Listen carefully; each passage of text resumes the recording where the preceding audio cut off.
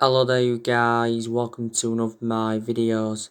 So Edwin van der Sar, the Ajax CEO, has spoke to people at Manchester United about Donny van de Beek. And van der Sar says that Manchester United remain confident that Donny van de Beek will be a success at Old Trafford. And van der Sar also said he's showing fantastic attitude in training despite his lack of game time.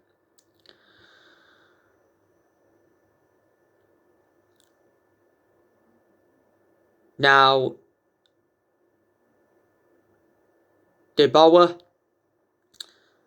said not so long ago that Donny van de Beek should leave Manchester United to boost his chances for the Euros. Solskjaer has also been criticised by Donny van de Beek's agent for benching the player.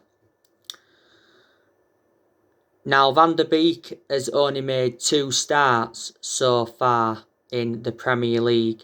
He started against Southampton. He also started against West Ham.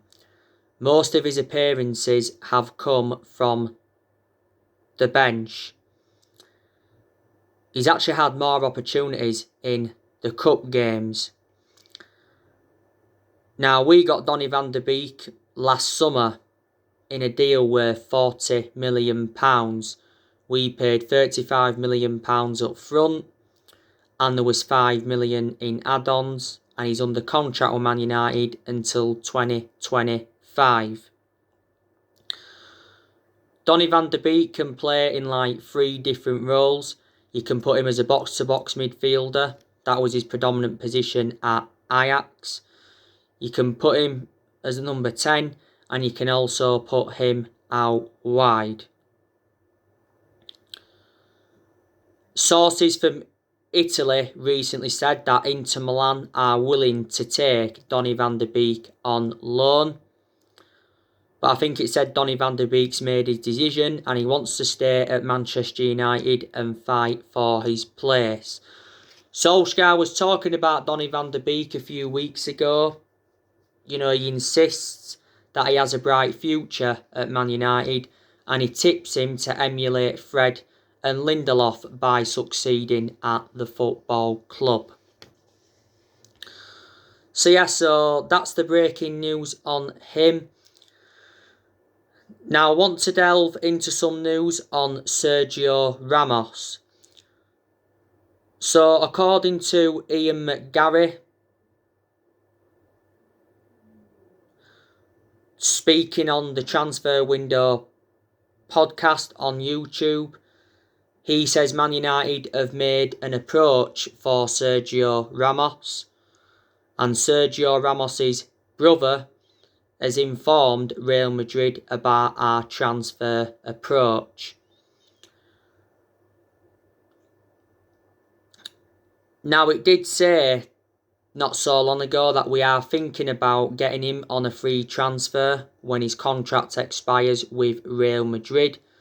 Dimitar Berbatov also urged us to sign Sergio Ramos, and it reportedly said that we are willing to offer him a 2-year deal, and reportedly he has rejected a 1-year deal from Real Madrid. Sergio Ramos has been at Real Madrid for 16 years. He's made over 600 appearances in all competitions, and I think he's scored around 100 goals. He's won 22 major honours with Real Madrid. Real Madrid got him back in 2005 from Sevilla. They paid around €27 million. He is a centre-half, but earlier on in his career, he was a right-back. Sergio Ramos, though, is the age of 34. So that's a bit more news on him. There has been, like I say, a lot of players on our agenda.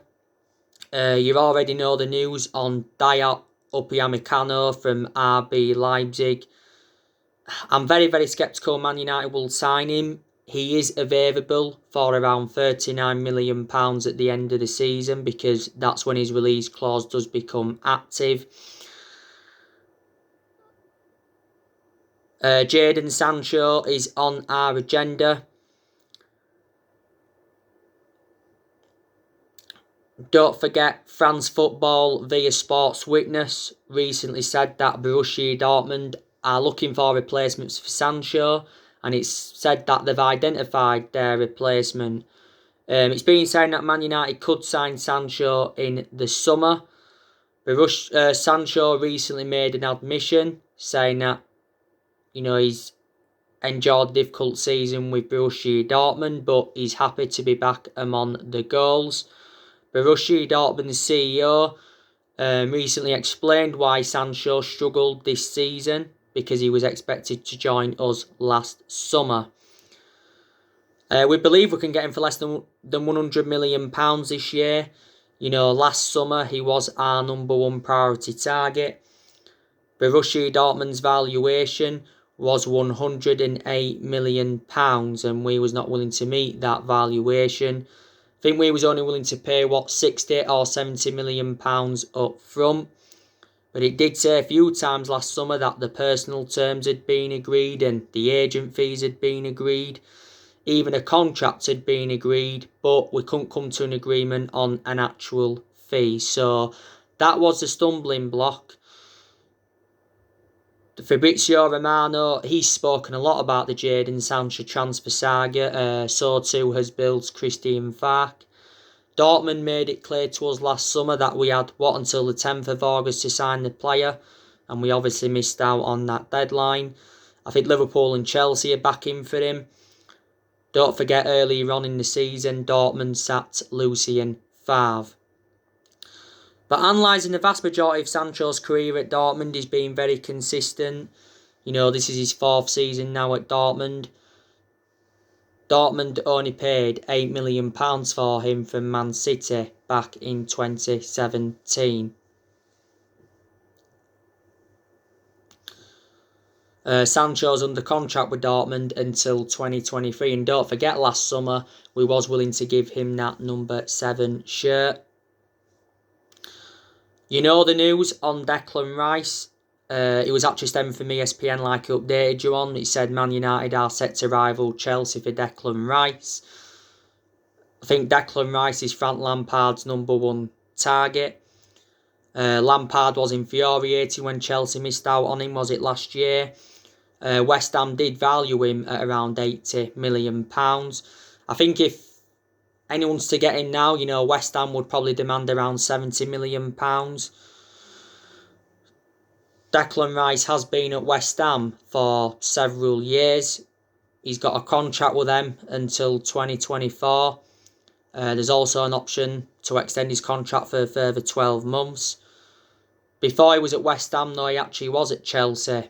He was in their youth setup for several years. Declan Rice is predominantly a holding midfielder, but you can also put him as a centre-half. He's only the age of 22. And he is well proven in the Premier League.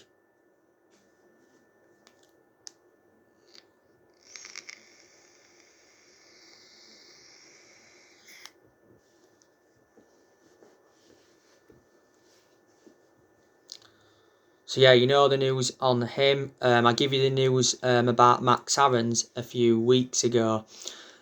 I think we are looking to make around 4 signings this year to complete our squad overhaul.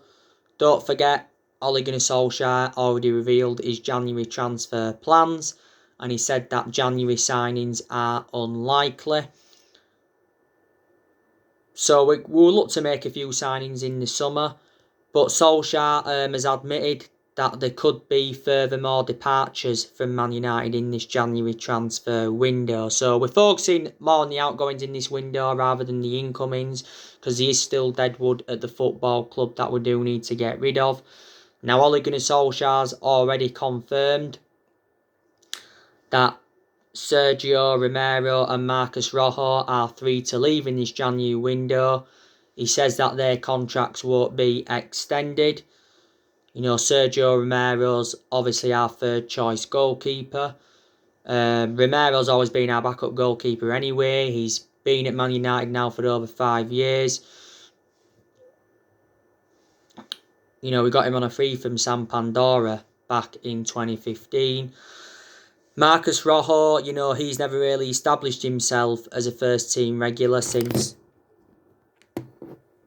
you know, he came in and, you know, Rojo's been at the club since 2014. We got him from Sporting Lisbon. Sustained a few injuries at Man United. He's out with a calf problem at the moment. You know, last season he was out on loan with Estudiantes. Will Phil Jones leaving this January window? You know, this is Phil Jones' 10th season at Man United. He has been a long servant. He's been with us since the Sir Alex Ferguson era, but he's always been very, very inconsistent. He's sustained a few injuries as well.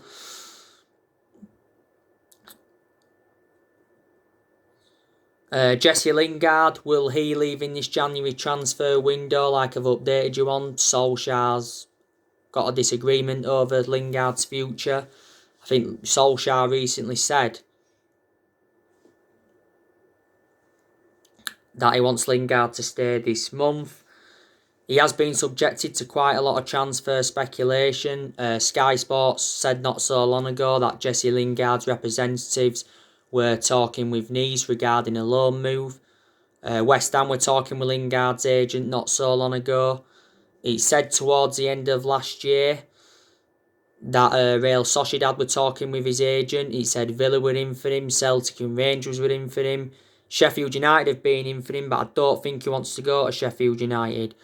I think Lingard's into the final 6 months of his contract. He has been part of the club for several years. But Lingard lost his place in the team a while ago, didn't he? Don't forget there was a period where he didn't score 1 goal or provide 1 assist in the Premier League for over a year. I think Ighalo will leave. Ighalo's loan at Man United expires at the end of this month. Ighalo seldom plays now, but to his credit, he was our top goal scorer in the FA Cup last season. The main explanation, we recommended Odion Ighalo in on loan on deadline day in January last year, was to obviously get a cover up for Rashford, because at the time Marcus Rashford was out with that back injury. So when Ighalo goes, I presume he'll be going back to Shanghai Shenhua. There's obviously been rumours of Daniel James going out on loan, because he's actually lost his place now in the team. We got James back in June 2019 from Swansea in a deal worth £18 million. I heard West Brom have been in for him, Leeds United have been relentlessly linked with him. There's obviously been rumours of Brandon Williams going out on loan. You know, Brandon Williams is our third choice left back following the arrival of Tellez. Williams seldom plays and I think he's out with injury at the moment. But Williams actually played quite a lot of games last season. But I think the only reason for that is because Luke Shaw had a couple of periods out with injury. Don't forget, was it before the start of the season, Williams signed a 4-year contract, and at the start of this season, we give him that number 33 shirt. And I think more players will leave Man United in the summer. Timothy Fosu-Mensah recently left the club to join Bayer Leverkusen. And I think we also want to get rid of Diego Dalot and Andres Pereira on permanent transfers. You've got Dalot out on loan with AC Milan, and you've got Andres Pereira out on loan with Lazio. But this January transfer window is Ole Gunnar Solskjaer's 5th transfer window as Man United manager, and like I've said to you, Ed Woodward has promised that he will back Solskjaer. He did say though towards the end of last year that he will back him with a long-term plan centred around summer transfer windows. You know, we've been demanding, the board out for a while, because the board has been one of the biggest problems at the club for several years. I've already given you the main explanations why. By the way, Ed Woodward informed Ole Gunnar Solskjaer that the club needs to be careful with their spending in the transfer market. But yeah, we're in a very, very good position at this moment in time. We are sitting top of the Premier League. Ole Gunnar Solskjaer is the first manager to get us top of the table at this stage of the season since the Sir Alex Ferguson era. We are 2 points clear at the top.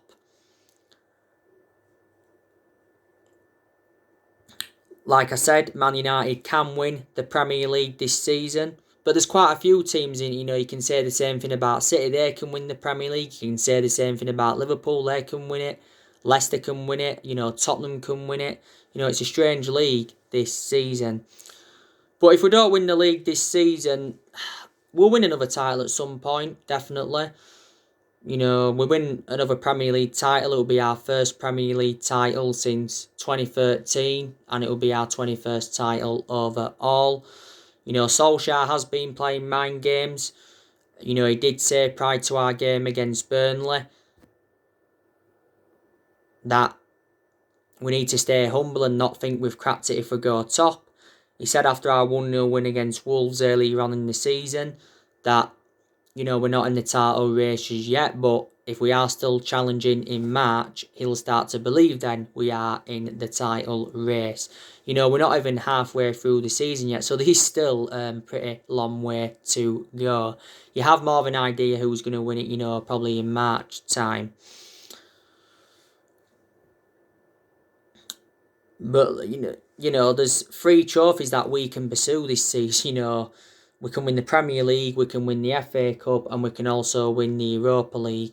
It's very imperative that we get our first trophy on the board under the Ole Gunnar Solskjaer era. But, this is Ole Gunnar Solskjaer's second full season as Man United manager.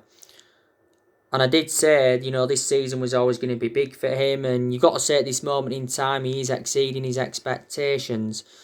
Do you think if we didn't win the league this season, but we finished in the top 4, the top 3, and we won a trophy, do you think that would represent a good season for Man United? To be honest with you, it would. Because it would give us something to build on. To be honest with you, this season, we weren't expected to, go and win the league. We weren't expected to be top at this stage of the season either, reflecting how inconsistent we was earlier on in the season. It just shows you some good results do change the complexion of things. But my concern is we're not beating the big teams. That's been proven so far this season under Solskjaer. No, we haven't beaten Tottenham, we haven't beaten City, we haven't beaten Chelsea, we haven't beaten Leicester, and obviously we didn't beat Liverpool recently, we drew 0-0. So some people say you've got to beat the big teams if you are genuine title contenders. But, don't forget, we've still got to go to the Emirates, we've still got to go to Stamford Bridge, we've still got to go away to Tottenham. We've got to play Leicester at home. We've still got to play Everton at Old Trafford. We've still got to go to the Etihad. So hopefully we can beat them teams. Still got to play Liverpool at Old Trafford.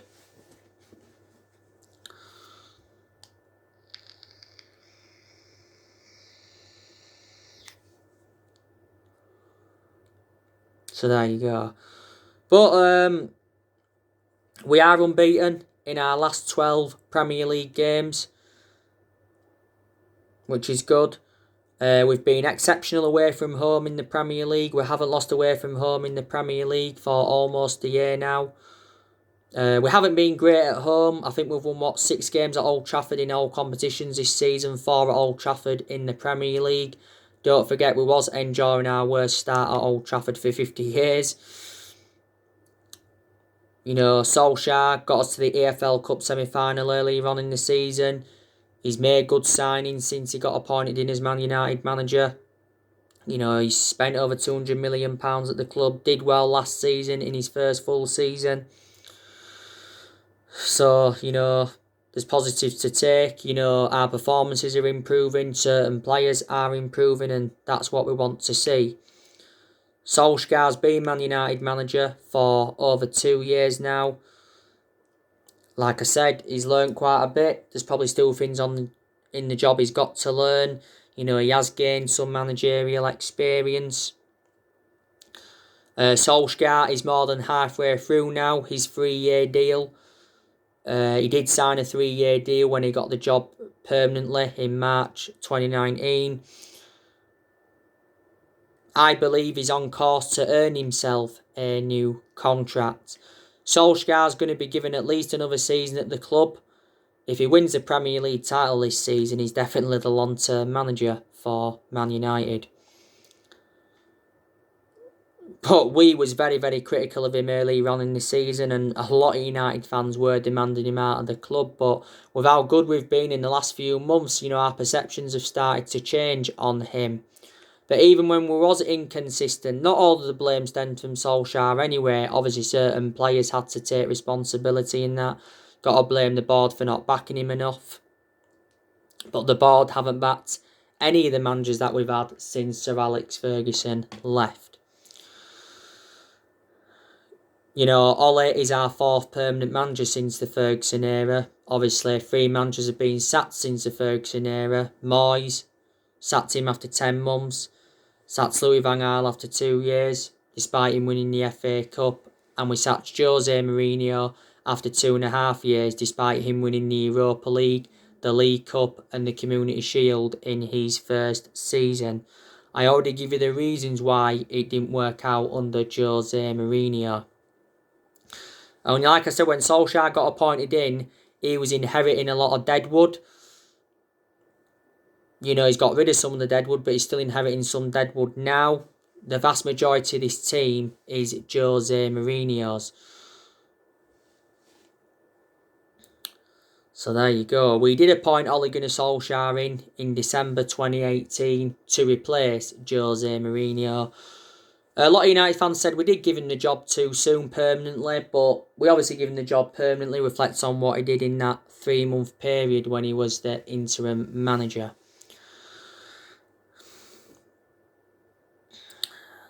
But yeah. So yeah, earlier on today, I give you my preview for the Fulham game. That's Wednesday night, 8:15 kick-off at Craven Cottage. I just recently given you my starting 11 prediction for the game. I presume Solskjaer will be doing a press conference ahead of that game tomorrow. You know, Fulham are sitting 18th in the Premier League. They're probably going to go back down. I said to you, didn't I, in the preview, that they are relegation fodder. They recently lost to Chelsea 1-0. They was a bit unlucky to lose that game. They have improved at Fulham a bit, you know, since they got that draw with Liverpool, that 1-1 draw with Liverpool. You know, back in early December. You know, Fulham's manager is Scott Parker. You know, Scott Parker has been Fulham manager now for around 20 months. So he's been Fulham manager now for almost 2 years.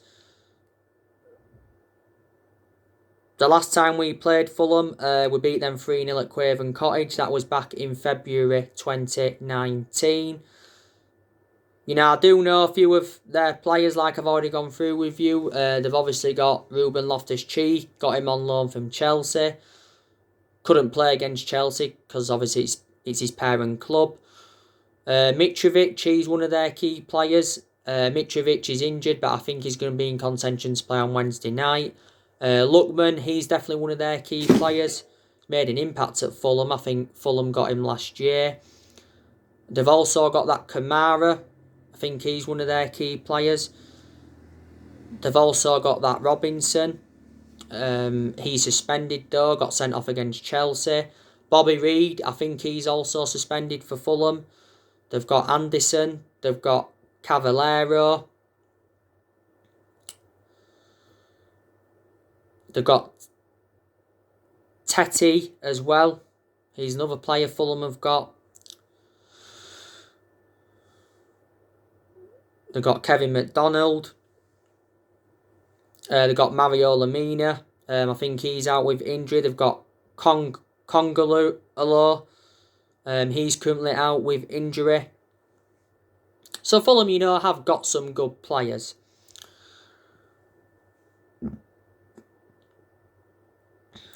You know, we need to beat Fulham anyway to obviously go back top, because, you know, City will go top if they do beat Aston Villa. So it is a must-win game for us.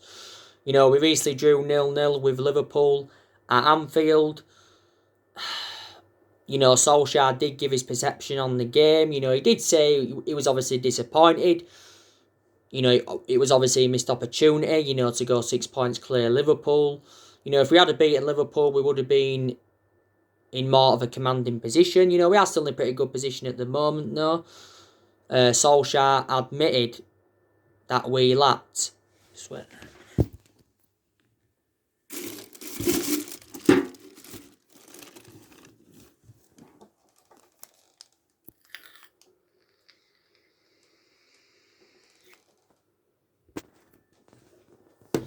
Composure. But we'd have been more happy with the draw than Liverpool. You know, like I said in that game against Liverpool, we did very well defensively. We had more clear-cut chances than them. Liverpool didn't really have a clear-cut chance, did they? You know, the two big chances for us were from Bruno Fernandes and Paul Pogba. You know, Paul Pogba should have scored that without a shadow of a doubt, and I think, you know, he was kicking himself for that. You know, like I updated you earlier on, you know, Jurgen Klopp after the game, you know, criticised Ole Gunnar Solskjaer's tactics. Obviously, Klopp didn't like the way Ole Gunnar Solskjaer set his team up. You know, it was only a few weeks ago that Jurgen Klopp was moaning about the amount of penalties that we get. Obviously, Solskjaer hit back at him for that and said he must be influencing the referees. But it's hard to go to Anfield and win. You know, Liverpool haven't lost at Anfield in the league since April 2017. I think they're unbeaten now in 68 Premier League games at Anfield, but we still haven't won at Anfield since 2016. You know, Liverpool are in a bit of a bad vein of form, winless in the last 4 league games. First time since 2005 they've failed to score a goal in 3 straight league games. So Liverpool have got to get back to winning ways if they are to remain in this title race. You know, we do play Liverpool at the weekend in the FA Cup 4th round. It's going to be interesting to see how both teams approach that game. I think both teams will go with different lineups, you know, to the game at Anfield recently. You know, will both teams rest some key players? Will both teams give some youngsters the opportunities? We'll have to see. The preview will be coming up for that later on this week for that game. But like I say, we've got some very, very good players at Man United. You know, you've obviously got, you know, Rashford, that's good. He's enjoyed some bad games, Rashford, where he hadn't looked at his best, but he's still good and he's overall improved under Ole. Martial can be good when he wants to be. Cavani, he's enjoyed a fantastic start to his Man United career. You know, Greenwood's good, but he hasn't really played a lot this season. You know, Bruno Fernandes, he's an exceptional player. He's the best player we've got and he's the best signing we've made since the Sir Alex Ferguson era. Like I said, Van der Beek's good when he plays. Pogba's done well since he came back from that ankle injury. Fred's enjoyed good games this season. You know, I think Luke Shaw's done very, very well at left back. The element of concern about Luke Shaw is that he's injury prone. Harry Maguire's done well, bounced back from his early season troubles. Eric Bay's done very, very well since he started playing again. Bissaka's done well at right back. You know, David De Gea, he's getting back to his best. So, there. So anyway guys, that's everything to update you today. Drop your comments, likes below on the channel. If you do, consider subscribe as always, and take care. God bless, and I'll see you all again very, very soon.